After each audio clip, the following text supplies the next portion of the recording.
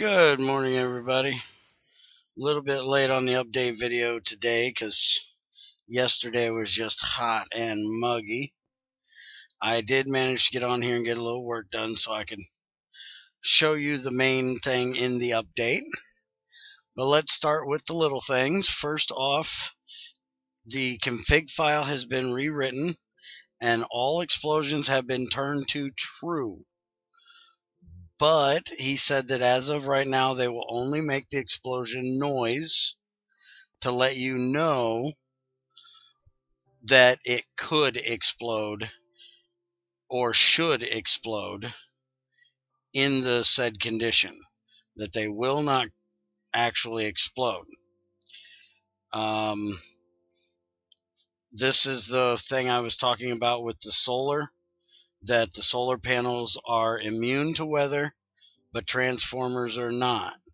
So if you're going to have a transformer like this outside, you need to make sure that you put some kind of plate on it. You know, if you're going to have a solar panel on the top, that'll keep that safe. But then you'd want to put these around the side like this if the power is going out the bottom. And then if you're going to add a solar panel or a wire, then you'll need to use your crowbar to take those back off before you put them on, or they won't connect. And I'll deal with that later. Let me bring this up real quick. Construction pick crash. I'm not sure what that was, but whatever it was, it's been fixed. Bauxite, he had said a while back that there was a better way to get aluminum from bauxite than running it through the electrolyzer, and that has been added now. There is a difference though. If you do it this way, you do get 1 titanium out of every 39 bauxite. You also get a crap ton of water and oxygen. But if you do it this way, one, you have to do it in the smelter, but it's only 900 degrees. 2 bauxite for 1 potassium or 1 sodium. So for 40 of them, you would get 20 aluminum, where with the other way, 39 of them is only going to get you 16 aluminum. So this is a lot better for power, and it gives you a better output minus that 1 piece of titanium. So if you're desperate for titanium, you're going to want to do it that way. But if you're just wanting it for the aluminum, then you're better off doing it the other way.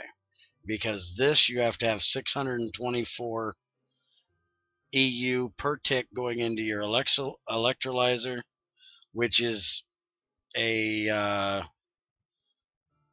HV or higher electrolyzer, and you're going to have a lot of wastewater coming out of it. Now, for potassium or sodium, I went looking through here, and the best thing is to find a salt vein, because you have let me find electrolyzer. You have things like biotite, which is 350, and you have potassium bisulfite. This is lepidolite, which is how you get lithium out of a salt vein, which is 320. Ender pearls, which is 256.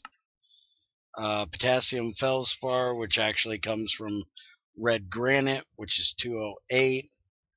You know, all of these are pretty expensive for the machine you need to do it. But early on, you can do, this is a good way of getting it as well.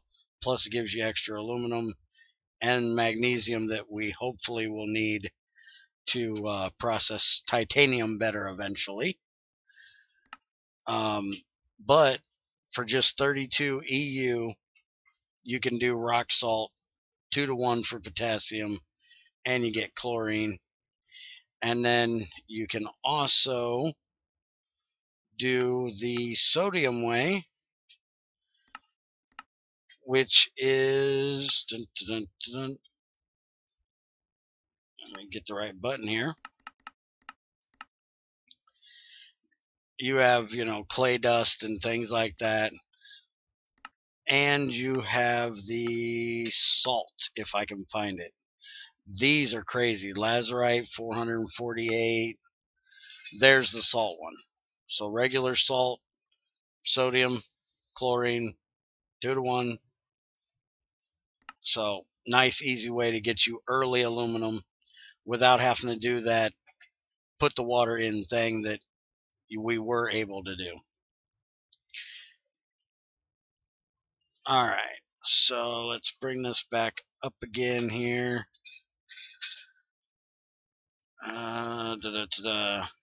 Oh yeah, sensors now use tin alloy double plates instead of steel double plates, which is nice, which makes them a little more inexpensive, because tin is easier to process, but it also makes for kind of an issue of tin's a pain in the ass to find sometimes.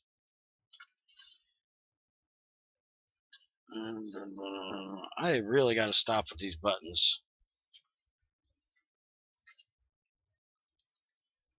So you'll see like the lightometer needs double tin alloy, double tin alloy rather than the double steel. Some of the mortar recipes have changed to allow you to do more for one durability. So the mortar will last longer early on. It's not something that really matters for me because I typically just store this stuff up until I get a shredder. But if you want it, it's there.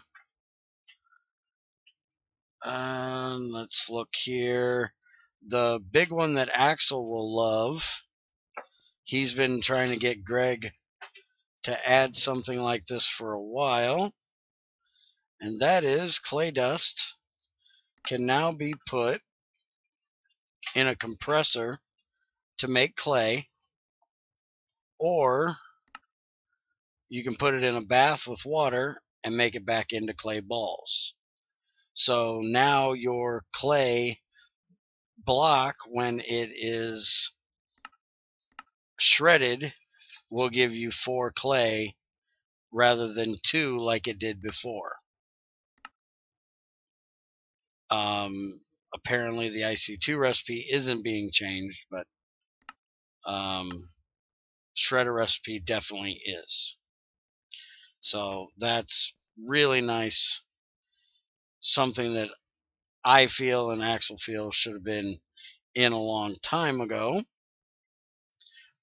We have new sapphires. We have yellow and orange sapphires now. These right here. And they can be used, as far as I can tell, to make, all your regular tools and stuff. And a gem block. And he says there are impurities by the color. So you can use the orange sapphire to get aluminum and copper. The green one, I do believe, is still just aluminum. Oh, it's aluminum and magnesium now. So the yellow one is going to be titanium. That's nice. And the blue one should be just aluminum because that's the pure one. Oh, nope, we get iron out of it. Okay, so all new things that we can get out of our sapphire dust, which kind of stinks because I just ran all of the sapphire dust I had through and just got aluminum out of it. Should be right here. Oh, I took it all out. I was getting silicone from the other stuff. I did glauconite and all that stuff, but I also did the blue and green sapphire. I ran them over here, that's right. And there's the aluminum I got out of it. Or, that's iron. Oh, this is from the other thing I was doing. Never mind. I'll explain that one later. Another episode. And then the big thing that was added this time is a mass storage unit. Comes in all the fruity flavors. Everything from lead up to adamantium. And it is 66 units of metal to make it.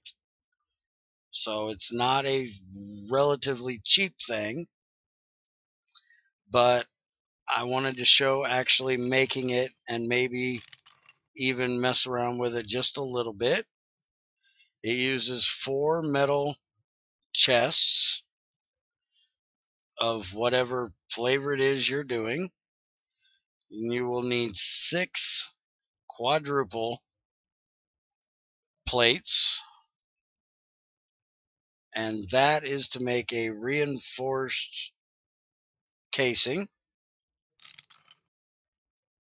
And then you put that in the middle with these around the side, and then those there, and it gives you a mass storage. Now, these can be placed beside a crafting table, and they will pull from them. They do not currently have a display, so it would be nice if it had some wow you functionality to it that said what was in it, because as of right now, the only way I know of to figure out what's in there is hit the button and get one out. Now, from what I've read, because I haven't played around with this at all, if you click it with something, it should take whatever it is that's in your hand. Now, will it do the take everything in your inventory if you click with an open hand? Yes, it will. And if you want something out, then you tell it 1, which is a right click, not a left click, or 4, or 8, 16, 32, 64. So that's nice. You don't have to worry about sitting here, and if you only want 5, you don't have to go 1, 2, 3, 4, 5. You can just go dun dun, and you got your 5. So really nice. Now it can't be moved. Don't try to use a dolly on it. You'll mess up your dolly and lose your block. Let me look at the changelog, make sure I ain't missed anything on it. It's basically like a barrel, except it doesn't have a way of showing the display right now. Oh yeah, it holds 1 million items inside, no matter of stack size. So if you had 1 million bows, it should hold 1 million bows, even though they only stack to 1. In a barrel, you would only be able to put 64. Ender pearls is like 16, so they can only do 64 stacks of 16. This will do 1 million of that item. Also, if this is placed near here and has available room, it can discharge to it. Another thing that's in the changelog is this is, even at 0, should still be stuck at being bauxite. It should be basically like a sticky barrel, even if it's empty, kind of like when these are locked. I can't put anything in it. So it's still a bauxite barrel. And you can use a screwdriver, which will empty it. So filter's now reset to 0. I do believe you can also use a soft hammer to do that. Let's give that a shot here. So give me those 4. But okay, why did it actually reset that time? Did it reset? Let's try giving it this. Yeah, it did. So the screwdriver. Okay. You can change if it's locked with the screwdriver. So filter stays when empty. Give me back my screwdriver. And then filter stays. Would you stop taking my screwdriver? All right. How do I change it back, though? Filter stays. Filter stays. I wanted to say filter doesn't stay. Greg. All right. We'll let Greg figure that out. He did test it. It does go all the way to... Okay. That was weird.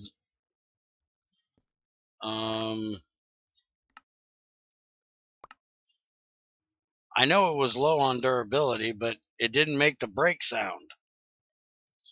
Okay, Greg, why'd you thing eat my screwdriver? So that's the mass storage. That's your update changelog. Any other little things you find, let us know, or I will let you know as I find them this week. I've looked through a little bit, haven't seen anything major, and I will see you guys next time. Have a good Memorial Day for those of you in the States. For those of you around the rest of the world, have a good weekend. I'll see you next time.